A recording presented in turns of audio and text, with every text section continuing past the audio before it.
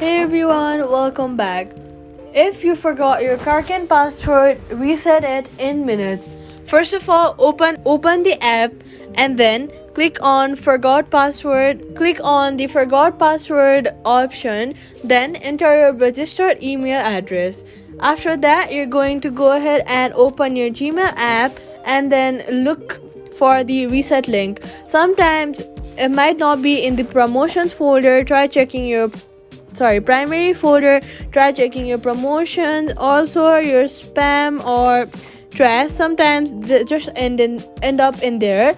Then open the reset link and then create a new strong password and confirm it. Make sure you're creating a strong password so people don't have access to your privacy.